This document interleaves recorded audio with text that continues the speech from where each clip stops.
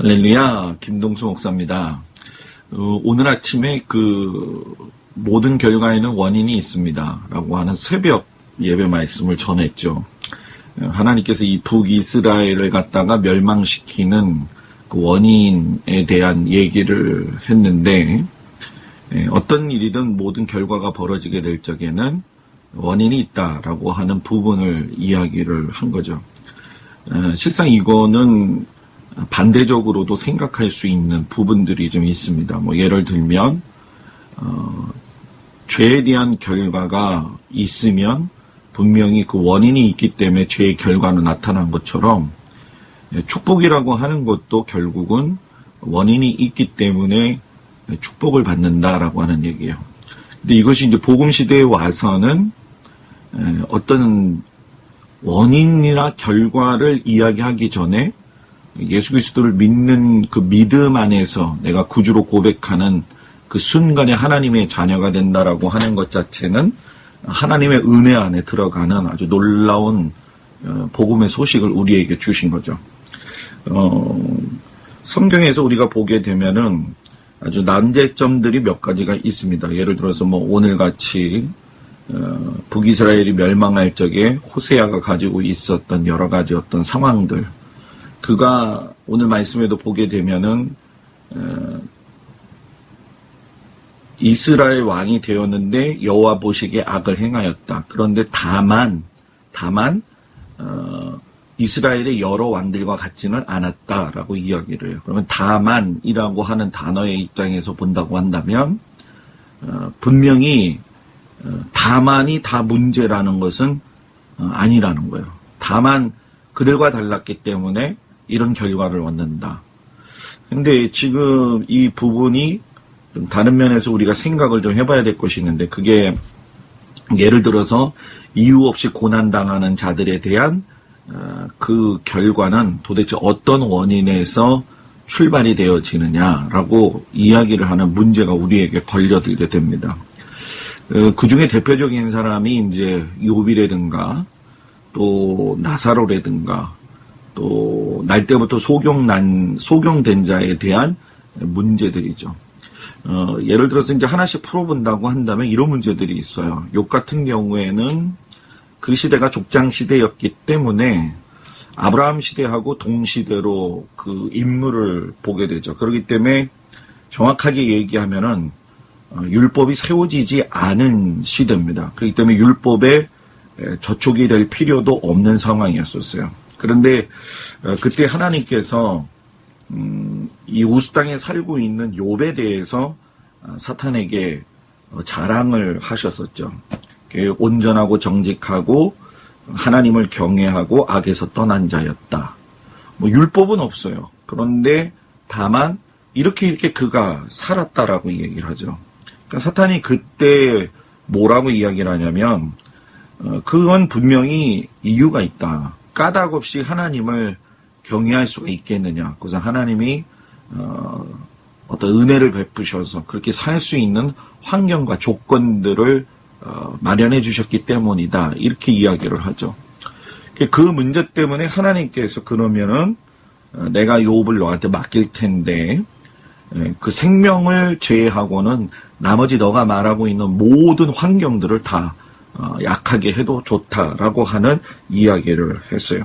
그래서 그 이야기를 듣고 사탄이 가서 우리가 잘 알고 있는 것처럼 자녀와 재산을 잃게 했던 사건이 나오죠. 근데 그 자녀와 재산이 잃고 난 이후에 사탄에 의해서 그 완전히 무너짐을 당했던 욥의 입장에서는 억울함이 많았을 거라는 사실이에요. 그런데 그때 뭐라고 이야기하냐면 욥기 1장 22절에 보면 이 모든 일에 욥이 범죄하지 아니하고 하나님을 향하여 원망하지 아니했다라고 이야기를 해요. 사탄의 입장에서 보면 이해가 안 가죠. 왜냐하면 율법이라고 하는 것도 존재하지 않았고, 그렇다고 해서 하나님께서 말씀하신 온전하고 정직했기 때문에 내가 그 부분에 대해서 다 터치를 해가지고 생명만 건들지 않으면 되겠지라고 해서 모든 걸 다 없앴는데, 욥이 나오는 것이 뭐예요? 하나님을 향해서 원망하지 않았다라고 이야기해요.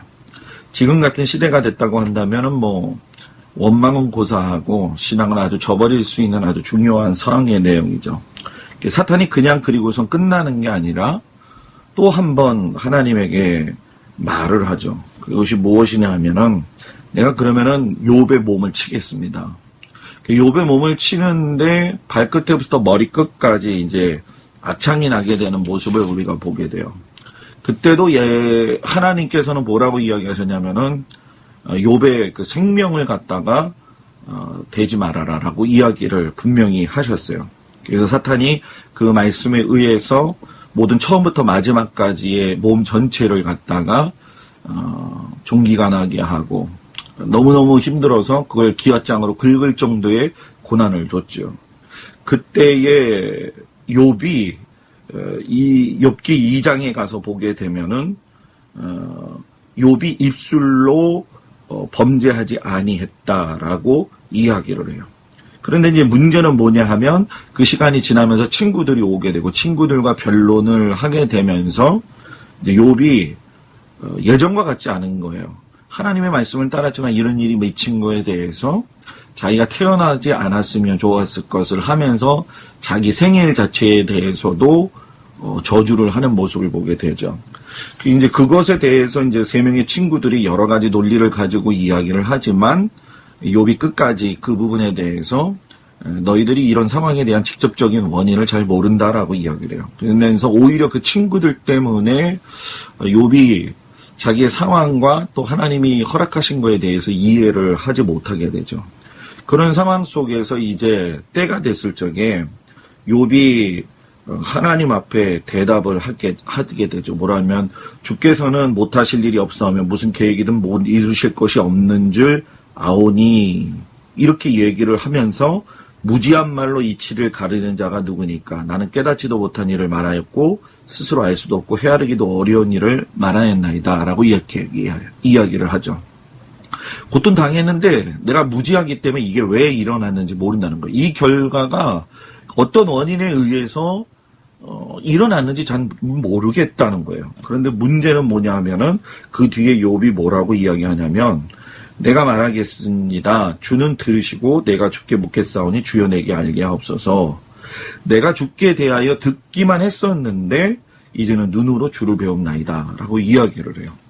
율법이 없는 시대에 하나님을 믿는 욥의 태도와 또 율법이 전혀 나타나지 않았지만 그런 상황 속에서 죄를 짓지 아니하고 사탄의 여러 가지 많은 것들을 이겨낼 수 있었던 그 믿음의 한 구석에는 실상 욥도 확신하지 못하는 부분들이 있었다라고 하는 거죠. 그런데 그것이 시간이 지나게 되면서 친구들과의 변론 속에서 하나님의 존재가 더 확연하게 드러났다는 거예요.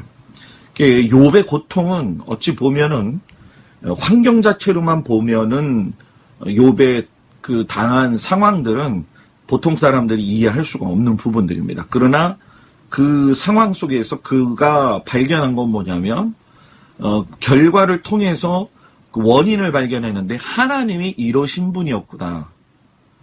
어떤 단순한 하나님을 경외하고 경배하는 수준의 차원이 아니라 하나님이 이런 분으로서 나를 이런 결과를 얻기까지의 이런 어떤 원인들을 깨닫기 위해서 결과들을 깨닫기 위해서 원인 제공을 하셨지만 결국은 내가 신앙적으로 그 하나님의 은혜 안에서 더 크게 자신의 모습을 발견하고 하나님의 역사를 발견하는 그 모습을 보게 되죠. 그리고 또 이제 우리가 이야기할 수 있는 것 중에 또 한 가지 예가 이제 나사로 같은 경우도 마찬가지죠.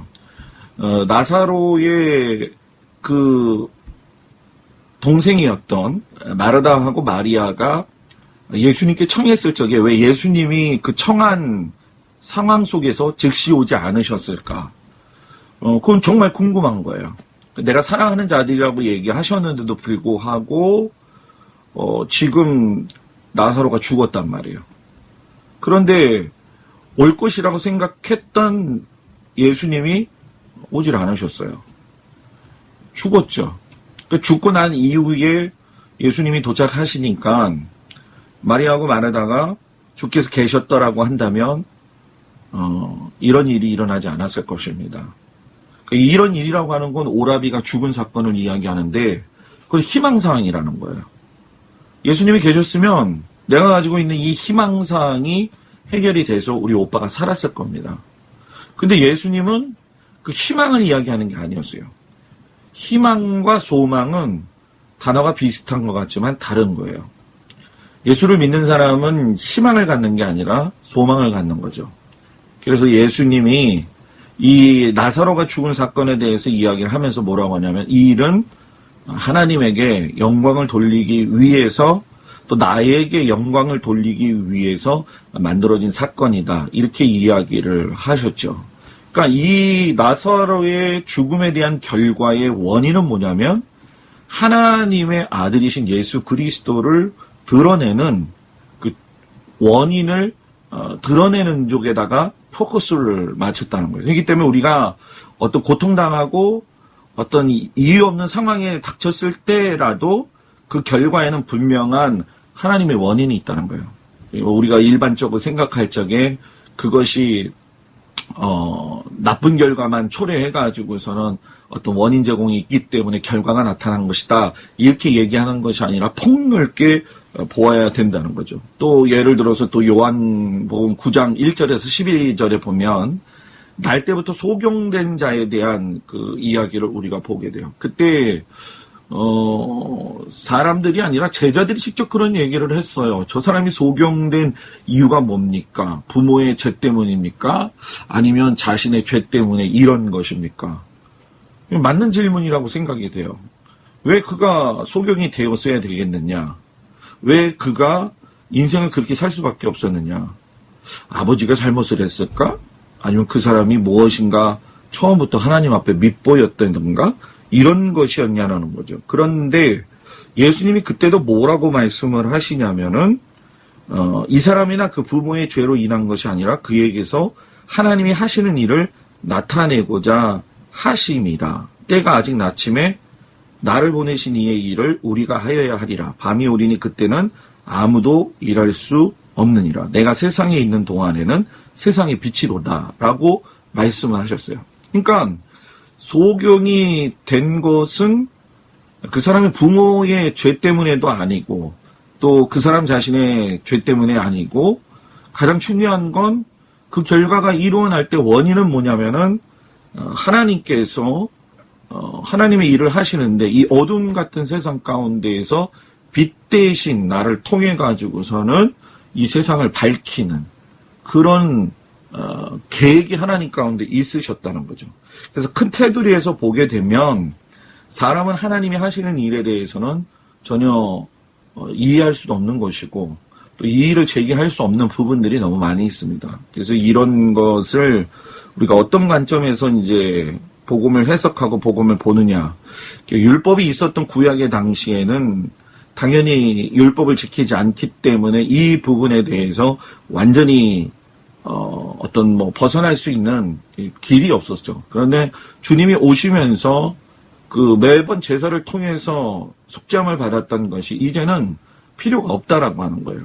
하나님의 은혜는 예수 그리스도를 통해 가지고 죄인된 자들을 구원하셔서 그것을 통해 가지고 그래서 어떻게 보면 구속받은 인간들의 삶의 결과, 구원받은 자들의 삶의 결과의 원인은 예수 그리스도의 희생이 있었기 때문에 가능하다는 거예요. 이런 점에서 우리가 성경을 제가 해석을 한 것이고 또 오늘 아침에 설교 같은 경우에는 실패한 인생에 대해서 그 결과가 원인이 있다라고 하는 거를 이야기한 거죠. 그래서 저도 마찬가지입니다. 이번 주에 저희 교인 중에 이제 한 분 아드님이 돌아가셨어요. 돌아가신 것을 보게 되면 어이가 없죠. 왜냐하면 그 아들이 두 아들인데 한 분은 목회를 하시고 또 한 분은 그냥 사업을 하다가 실패하셨어요. 너무 힘드셨죠. 아들을 키우는 과정도 너무 힘들었고 근데 어머니는 벌써 나이가 34살 때 과부가 돼서 그 두 아들만 바라보고 키우셨다는 거예요. 근데 그 아들이 갑자기 죽었어요. 그럼 누구의 죄냐는 거예요. 이해할 수가 없죠. 그 결과가 일어난 거에 대한 원인을 이야기한다고 한다면 우리가 지금 판단할 수 있는 건 그 사람의 어떤 건강 생활 또는 그 사람의 어떤 가치관 또 그 사람의 어떤 자아적 성격 안에서의 어떤 문제들, 거기까지는 유출할 수가 있어요. 그렇지만은 어머니 입장에서 보면 하나님이 원망스러울 수가 있어요. 그러나 먼 훗날 우리가 여기서 희망이 아닌 소망을 볼 적에는 그 아들이 인생을 살면서 너무나도 힘들었던 것이고, 그것이 이제 어떤 몸으로 인해서 갑자기 병이 와서 죽었지만은, 부모의 입장에서 떠난 아들을 생각할 적엔 가슴이 아프지만, 우리는 또 하나님의 소망을 바라보면서 주님의 그날에 오시는 그때에 그 아들을 만날 수 있다라고 하는 그 사실이 그 사람에게는 희망이 되고 소망이 되고 복이 되는 거죠. 단편적으로 일어나는 것들에 대해서는 솔직히 저도 목사이지만 그 부분에 대해서 이야기하기가 참 어려울 때가 많이 있는 게 사실이에요. 그러나 분명한 것은 우리가 이 말씀 속에서 느껴지는 부분들이 분명히 있는데, 좋은 것이든 나쁜 것이든 그 결과에는 분명히 원인이 있다라고 하는 거예요. 그 원인을 찾는 것이 하나님에게서 찾는 것과 사탄에게서 찾는 것의 차이가 분명히 있다라고 하는 것. 그리고 사탄에게서 찾는다라고 하는 의미 속에는 나의 의지적 선택도 있다라고 하는 거예요. 그냥 북이스라엘 왕국이 무너진 것이 아니라 여로보암의 길을 따라서 계속 행했고 반복되는 죄가 있음에도 불구하고 고치려고 하지 않았다는 거예요. 뭐 의지적 노력도 없었고 깨달음도 없었고, 이런 것들이 결국 그 시대를 멸망하게 만들었고 그 결과가 나올 수밖에 없었다는 거예요. 그럼 반대로 생각한다고 한다면 우리가 하나님을 인지하고 하나님과의 사귐이 깊어지고 하나님과의 관계 속에서 또 주님을 의지하면서 내 삶을 돌아보고 점검을 한다고 한다면 하나님뿐만이 아니라 다른 사람들과의 관계 속에서도 정확한 믿음의 삶을 살 수가 있는 것이고, 또 많은 사람들에게 선한 영향력을 끼쳐서 하나님의 뜻 가운데 우리가 살아갈 수 있다라는 소망이 생기게 되는 거죠. 그래서 이런 부분에 대해서 우리가 같이 큰 은혜를 나눴으면 좋겠습니다. 그래서 오늘 한번 이런 식의 방송도 또 해보고 나눔도 해보았는데, 가끔씩 이런 시간을 통해서 여러분들하고 가까이 이제 만날 수 있는 시간을 갖도록 하겠습니다. 안녕히 계십시오.